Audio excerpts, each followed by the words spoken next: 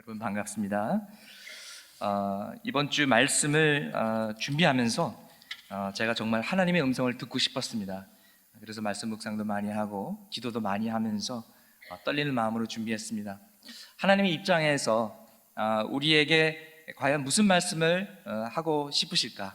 어떤 새로운 계시가 아닌 이미 쓰여진 성경 말씀을 통해서 오늘도 우리에게 주시고자 하는 말씀이 있지 않을까? 이렇게 고민하다가 오늘 본문을 선택하게 되었습니다. 예수 그리스도를 삶의 목표로 세운 사도 바울의 고백이야말로 오늘날 우리가 살아가야 하는 모습인 줄 믿습니다. 이는 내게 사는 것이 그리스도니 죽는 것도 유익함이니라. 너무나 우리가 잘 알고 있는 그런 유명한 말씀입니다. 우리가 암송도 하고 또 예쁜 액자에 담아서 벽에 걸어놓기도 합니다. 그러나 정작 이 말씀대로 살지 못하는 경우가 많습니다. 저도 그 중에 한 사람입니다. 사실 저는 오늘 이 말씀을 설교할 자격이 없습니다. 그러나 제가 순종하고 있는 말씀만 설교할 수 있다면 저는 설교를 정말 아주 가끔씩 할 것입니다. 오늘 이 말씀을 여러분과 나누는 것은 제가 이미 잘하고 있기 때문이 아니라 저도 필요한 말씀이기 때문입니다. 오래전에 책 한 권을 보고 사게 되었습니다. The Lazy Husband라는 책입니다. 내가 더 좋은 남편이 되어서 집안일도 좀 돕고 그래야지, 그런 생각하던 참에 만난 책이라 이 제목이 더 가슴에 와 닿았습니다. 그런데 조금 지나니까 한국말로 번역이 되었더라고요. 게으른 남편. 그래서 이 책도 샀습니다. 문제는 아직도 이 책을 영어로도 한국말로도 안 읽은 겁니다. 게을러서요. 근데 여러분, 책 제목만 들어도 은혜가 되지 않습니까? 게으른 남편, 너만 쉬고 싶니? 이 나쁜 남편 놈아. 네, 역시 남성들은 아멘 안 하시는군요. 이렇게 책이 있어도 읽지 않으면 소용이 없고, 말씀을 읽어도 순종하지 않으면 소용이 없습니다. 오늘 저와 여러분이 말씀을 듣고 순종하기를 소망합니다. 오늘 이 메시지는 믿는 자 모두에게 해당되는 메시지입니다. 마치 구원의 메시지처럼 우리 모두가 따라야 할 신앙 고백입니다. 목사님이나 선교사님이나 신앙 좋으신 소수만 내게 사는 것이 그리스도니 죽는 것도 유익함이라 이렇게 멋있게 고백하는 것이 아니라는 것입니다. 왜냐하면 하나님은 하나님의 자녀들을 두 종류로 가르치지 않으셨습니다. 한 그룹은 죽도록 충성하고 다른 그룹은 그냥 적당히 사랑해도 좋다고 말씀하신 적이 없습니다.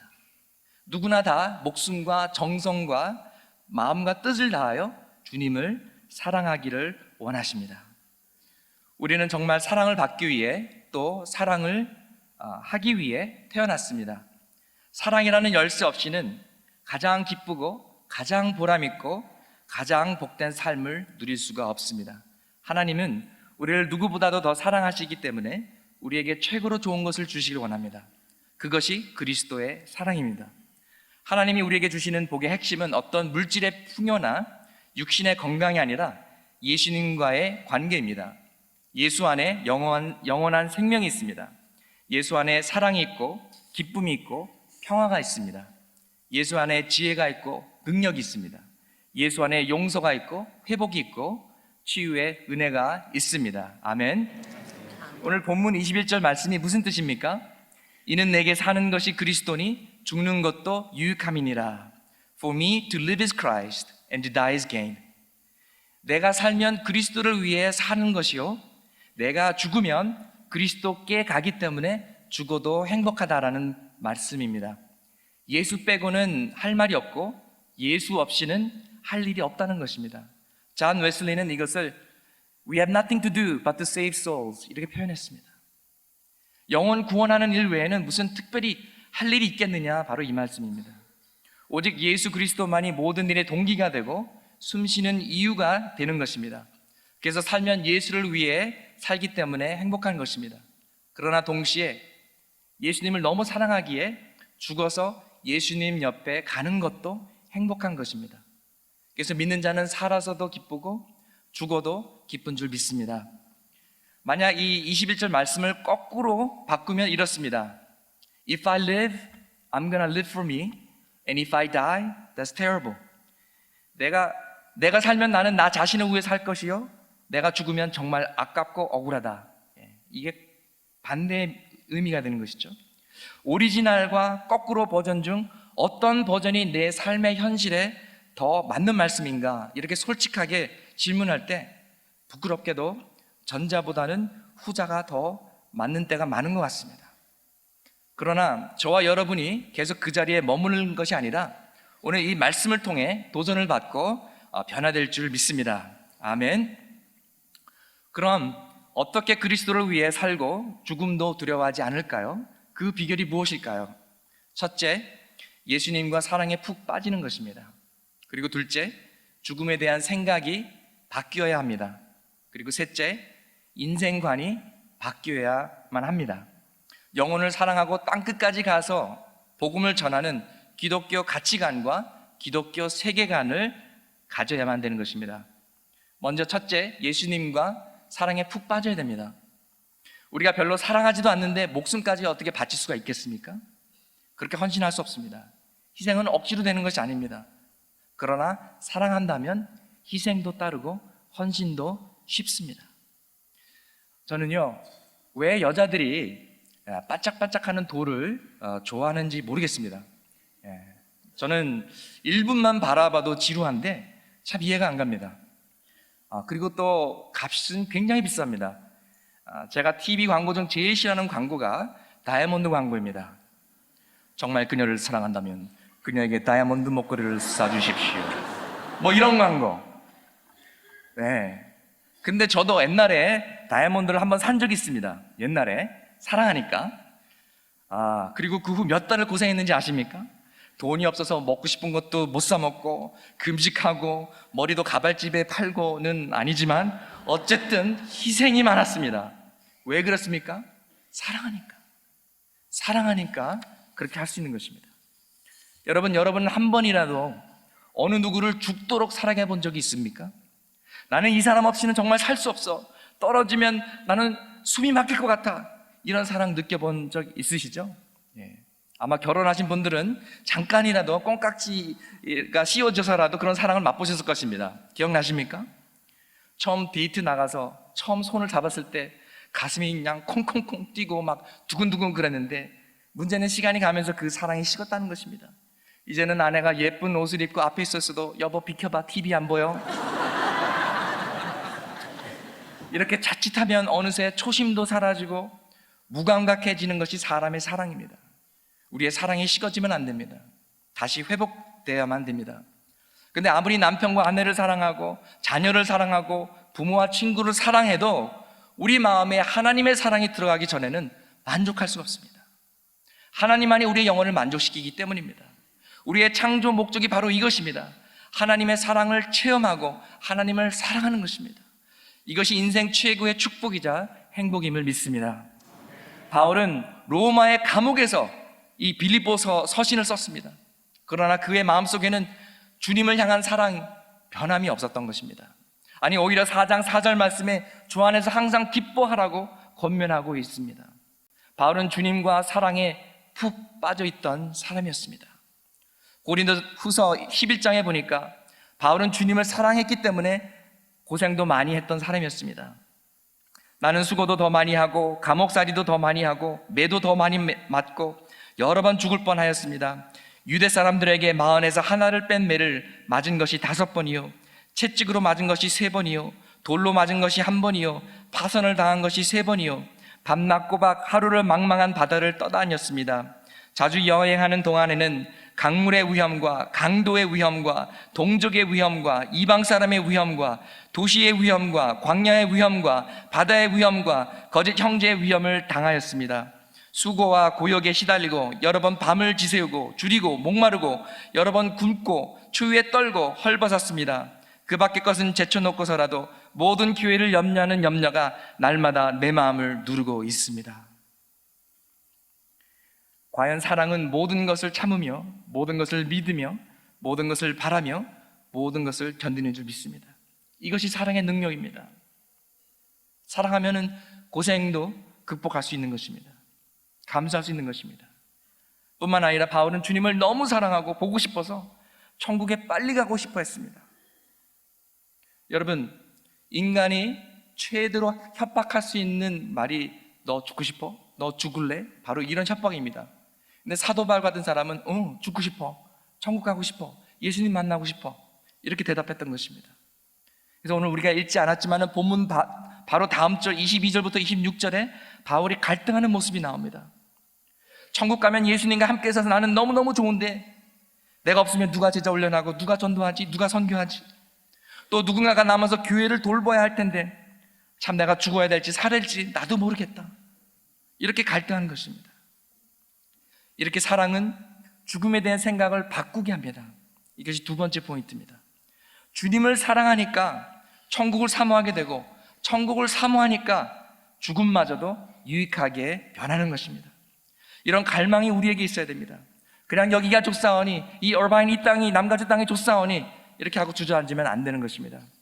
사도 바울은 죽으면 첫째, 예수를 만나서 좋고, 둘째, 하늘의 상과 칭찬을 받아서 좋고, 셋째, 순교함으로 복음이 증거되고 더 많은 사람이 예수를 믿어서 좋고, 넷째, 교회와 성도들에게 좋은 믿음의 본을 남겨서 좋다고 믿었습니다. 살든지 죽든지 내 몸에서 그리스도가 존귀히 되게 하려 함이라. 할렐루야. 한국에 오리를 키우는 농장이 있는데 밖에다 풀어놓습니다. 근데 이상하게 한 마리도 날아가지 않는 것을 어떤 사람이 목격했습니다. 그래서 물어봤습니다. 아니, 무슨 그물도 치지 않았는데 왜 날아서 도망가지 않습니까? 물어봤더니 주인이 하는 말이 다 오리에게 모자를 씌웠기 때문에 안 날아간다는 것입니다. 그래서 보니까 진짜 그 오리들이 다 조그만 모자들을 쓰고 있는 거예요. 근데 그 모자가 시야를 가려서 하늘을 못 본답니다. 하늘을 안 보면 오리들이 날고 싶은 충동이 없어진다는 거예요. 즉 야성이 사라진다는 겁니다. 그래서 날지 않고 땅의 모이만 보고 산답니다.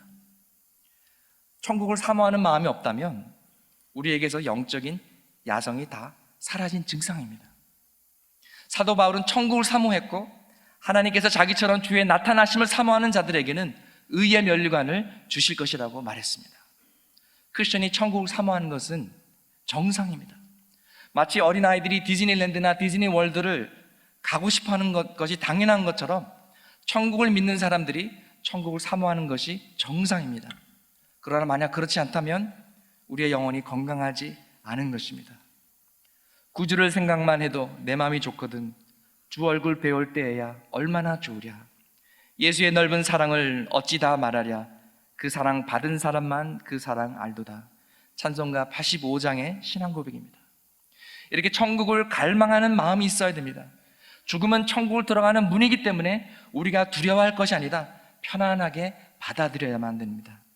어떤 분은 운전면허증 뒤에 혹시 사고로 죽으면 신장 기증 하시겠습니까? 눈, 심장 기증 하시겠습니까? 이런 질문들을 기분 나빠하시는 분들이 계십니다. 아예 얘기도 꺼내기 싫어하시는 분들도 계십니다. 그러나 우리의 생각이 바뀌어야만 됩니다. 우리가 잘 사는 것도 중요하지만 잘 죽는 것도 중요합니다. 어느 장로님이 암에 걸리셔서 저희 목회진에서 신방 간 적이 있었습니다. 근데 그 장로님은 죽음을 두려워하시지 않으셨습니다. 오히려 본인은 이제 살 만큼 살았으니 감사하고, 예수를 믿고 살았으니 감사하고, 이제 천국 갈 준비가 다 되었다고 말씀하셨습니다. 참 이런 존경스러운 장로님께서 저희 교회 장로님이신 것을 자랑스럽게 생각합니다. 우리의 부활 신앙이 확실할 때 죽음은 마치 타주로 이사하는 것과 다름이 없다는 것을 깨닫게 됩니다. 이 땅에서 잠들고 천국에서 아침을 맞이하는 것입니다. 젊은이들은 딴 사람은 다 늙어도 나는 안 늙는다고 착각하고 삽니다. 그렇게 착각하신 분은 아직도 젊은 것입니다. 그리고 주름살 없애는 링클 크림을 열심히 바릅니다. 심지어는 보탁스 주사나 성형 수술까지 받습니다. 그러나 나이와 시간을 막을 자는 아무도 없습니다. 저도 얼굴이 동안이고 흰머리가 별로 없어서 젊게 보여서 은근히 좋아했는데요, 요새 거울을 보니까 흰머리들이 막 발견되더라고요. 안 그럴 것 같았는데 저도 약간 우울했습니다. 나도 늙는구나. 나도 언젠가는 죽겠구나. 그렇습니다. 우리는 다 죽습니다.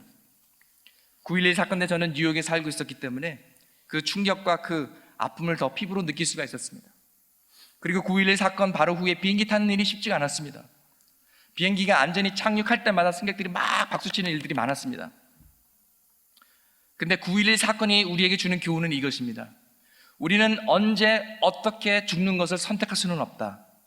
그러나 우리가 어떻게 사느냐는 충분히 선택할 수 있다는 것입니다. 만약 우리가 산다면 그리스도를 위해서 살고, 만약 우리가 어차피 죽어야 된다면 기뻐하며 용감하게 죽으면 어떻습니까? 여러분, 신앙인답지 않습니까?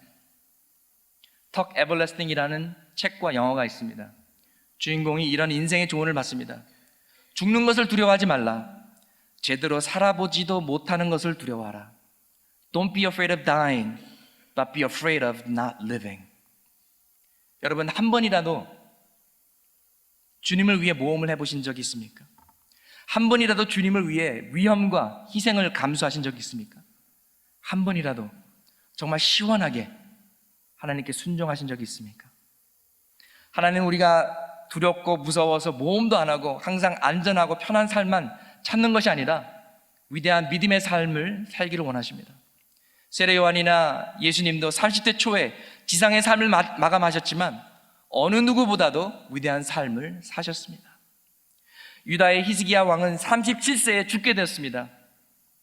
근데 그가 그것이 너무나 서글프고 억울해서 하나님께 눈물로 호소해서 15년을 더 살게 되었습니다. 그러나 그 결과는 좋지 않았습니다. 하나님이 정하신 시간, 그 카이로스 시간을 그냥 신뢰하고 받아들이고 그때 그냥 죽었어야 됐는데 더 살아가지고 나중에 나라가 바벨론에게 넘어가게 되었습니다. 우리가 살 만큼 살아야지 오래 산다고 좋은 것이 아닙니다. 나이가 90이 넘으면요, 모든 부품들이 낡고 헐어서 힘들어집니다. 자동차도 20년, 30년 써보세요. 하나씩, 둘씩 고장이 납니다. 문이 안 열리고 에어컨이 고장 나고요. 그럽니다. 제가 양로병원 신방 처음 했을 때 경험이 부족해서 어느 나이 드신 권사님께 이렇게 여쭤봤습니다. 권사님, 어디가 아프세요? 어떻게 기도해 드릴까요? 이렇게 질문을 했더니 그분이 하시는 말씀이, 목사님, 우리 나이가 되면 아프지 않은 곳이 없어요. 그러시면서 참 힘들어하시는 그런 모습을 보았습니다. 그저 시편 90편의 모세의 기도처럼 우리의 연수가 70이요 강건하면 80을 한 것처럼 7, 80년을 건강하게 살면 감사해야 할 것입니다. 근데 중요한 것은 우리가 얼마를 살든지 간에 어떤 목적과 가치를 가지고 사느냐입니다. 세 번째 포인트입니다. 영혼을 사랑하고 땅끝까지 가서 복음을 전하는 기독교 가치관, value system과 기독교 세계관, world view를 가지고 살아야 됩니다. 많은 이민자들은 미국에 자녀 교육 때문에 왔다고 합니다. 내 자녀 세대는 나보다 더 잘 살았으면 좋겠다, 더 많은 기회를 가졌으면 좋겠다, 그런 바람입니다. 좋은 것이죠. 근데 중국에 사는 중국의 부모들도 똑같은 마음이 있습니다. 아무리 중국에 문제가 많아도 공산당 정부가 경제적으로 더 나은 미래로 이끌어 간다면 자녀들의 미래를 위해 다 참을 수 있다는 것입니다. 미주 한인 기독교 부모들은 어떻습니까? 별 차이 없는 것 같습니다. 고작 한인 디아스포라의 목적이 더 잘 사는 것이라면 참으로 슬픈 일이 아니지 알 수 없습니다. 부모가 자식 사랑하는 것은 좋은 일이지만 사실 그것은 죄인들도 하는 일입니다. 죄인들도 자식이 빵 달라 그러면 돌줄 사람 없습니다. 깡패들도 자기들끼리 의리를 지키는 것과 같습니다. 별로 특별한 거나 대단한 일이 아니라는 것입니다. 자기가 사랑하는 사람을 사랑하는 것은 결국 낮은 수준의 이기적인 사랑밖에 되지 않습니다. 그렇다면 얼마나 많은 기독교 부모들이 자녀를 하나님 나라를 위해 목회자로, 선교사로 헌신하고 있습니까? 거의 없습니다. 최근 신학교에서 2세들을 보기가 참 힘듭니다. 교회마다 EM 패스터, 유th 패스터가 없어서 야단입니다. 난립니다. 자녀가 공부를 잘하면 사람들은 너는 의사가 되라고, 변호사가 되라고, 엔지니어가 되라고 합니다. 와, 너는 공부도 잘하고 성실하니까 목사 되라, 이렇게 말하는 분은 거의 없습니다. 여러분, 바보 목사가 여러분 자녀들을 신앙을 책임져 주길 원하십니까? 아니면 그래도 좀 똑똑하고 성실한 목사가 여러분의 자녀들을 책임져 주길 원하십니까?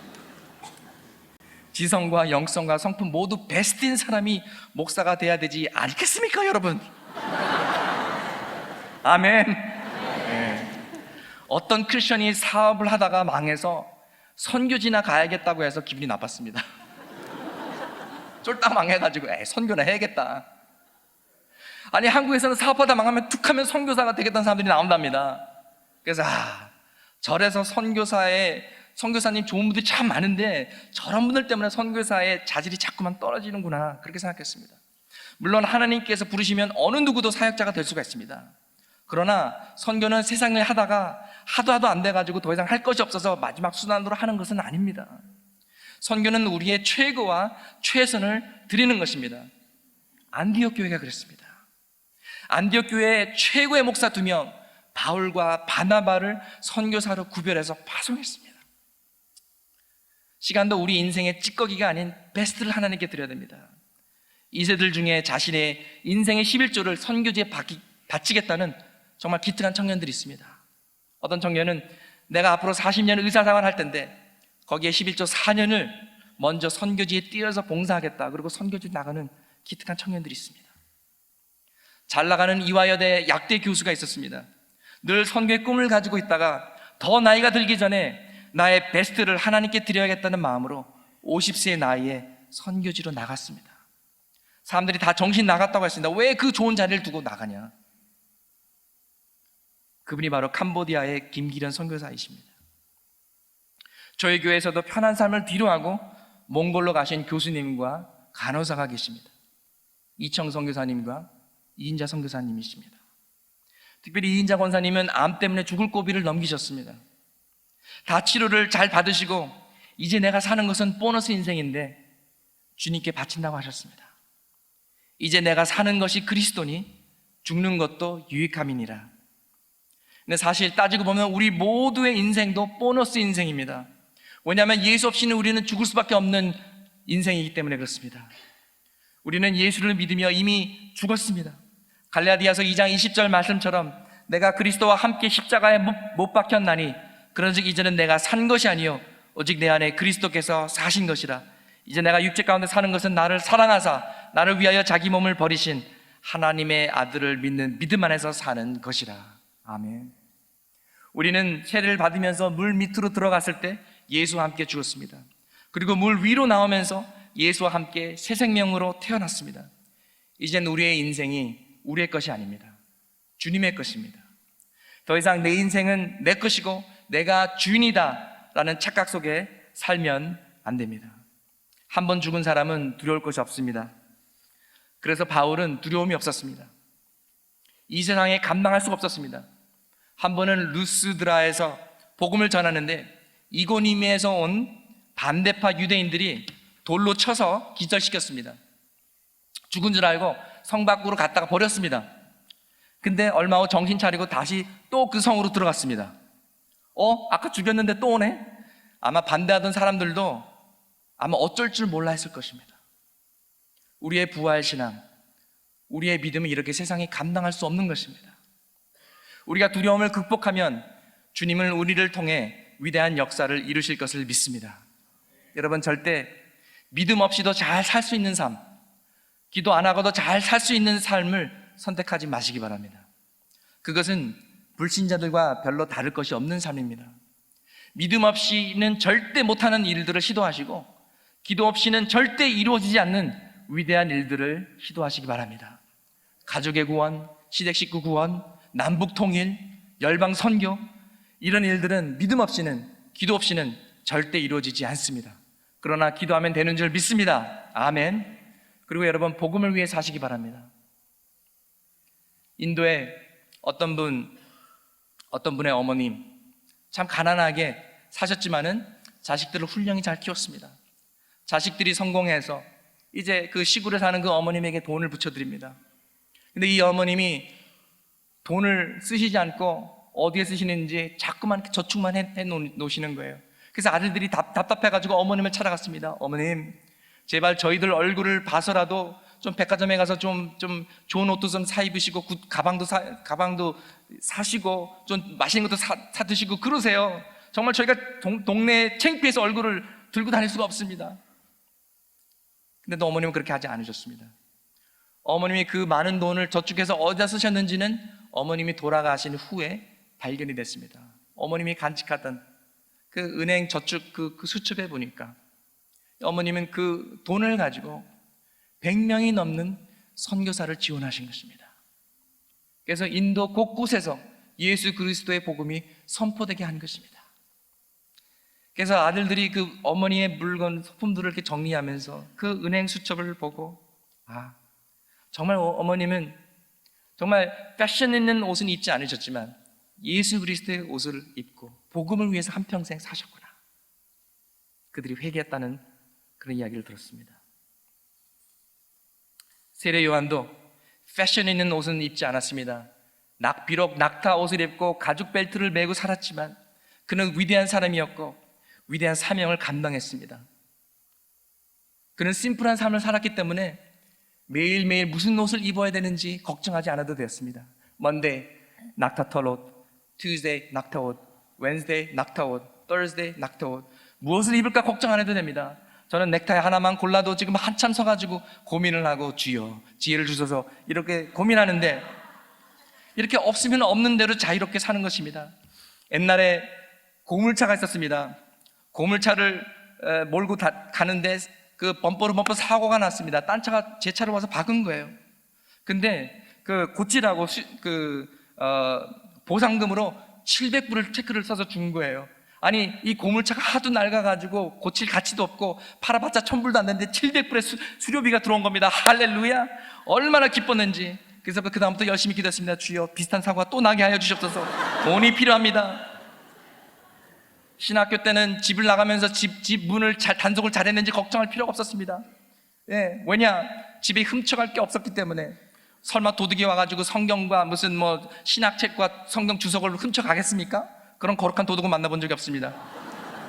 제발 좀 이 후진 TV, 길거리에서 주워온 TV를 좀 훔쳐갔으면 좋겠다, 그런 생각이 있었습니다.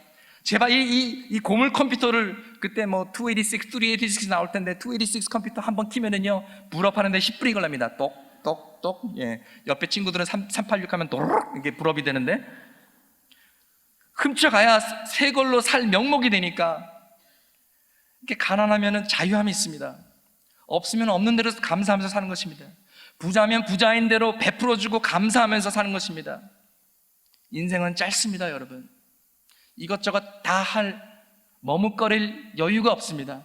여러분 상상을 해보십시오. 캠핑을 가는데 간단히 싸야 되는데, 캠핑 가는데 냉장고도 가지고 가고 싶고 마이크로웨이브도 필요할 줄 모르고 스테레오 시스템도 가지고 가고, 침대, 내가 이렇게 등이 아프면 잘 못 자니까 침대도 가지고 가고, 이거 6월에다가 싣고 가야 되죠. 1박 2일인데. 그래가지고 캠핑 가가지고 냉장고 이거 다 셋업하면 다시 집으로 와야 될 때가 되는 거죠. 인생은 이와 같이 너무나도 짧은 것입니다. 이 인생을 우리가 헛되이 살아서는 안 되는 것입니다. 우리가 복음을 위해서 살고 주를 위해서 살아야 되는 것입니다. 1절 28절 말씀에 너희는 그리스도 복음에 합당하게 생활하라, 심플하게 살라라는 그런 말씀인 것입니다. 이탈리 로마에 가면은 케라콤이라는 곳이 있습니다. 로마 제국의 핍박을 피해 크리스천들이 땅굴을 판 곳인데, 믿음을 지키기 위해서 그들이 한평생 땅굴 속에서 어둠 속에서 산 것입니다. 얼마나 놀랍습니까? 우리는 누구를 위해, 무엇을 위해 살고 있습니까? 주님을 위해, 주님을 일을 하면서 살아야 하지 않겠습니까? 로마 제국이 크리스천들을 한참 핍박할 때였습니다. 그때 이들이 크리스천들을 죽이기 위해서 쓰던 방법이 있었는데, 동네에 들어가가지고 동네 사람들 다 불러가지고 한가운데 십자가를 땅에다 던집니다. 그리고 한 사람씩 지나가게 하면서 침을 뱉고 발로 짓밟고 지나가라고 명령을 합니다. 그래서 어느 날 한 동네에 로마 병정들이 왔습니다. 그리고 한 사람씩 지나가면서 그 십자가에 침을 뱉고 발로 짓밟고 지나갔습니다. 그 마을의 교회 사람들도 두려워서, 죽기 싫어서 다 그렇게 했습니다. 근데 거기에 교회 다니던 한 10살쯤 되는 소년이 지나가면서 십자가를 다시 주웠습니다. 침에 묻은 십자가를 옷에 닦고 주님 사랑합니다 라고 고백을 했습니다. 그리고 그 소년은 잡혀서 순교당했습니다. 그리고 그 모습을 목격한 그 마을 교회 사람들이 회개하고, 우리가 인생을 두려워하면서 살면 안 되겠다. 어리지만은 정말 주님을 사랑했던 이 아이처럼 살아야겠다. 그렇게 살았다는 이야기가 전해지고 있습니다. 오늘 이 말씀을 마치면서 우리 찬송가 355장 같이 부르고 기도하고 말씀을 끝내기를 원합니다.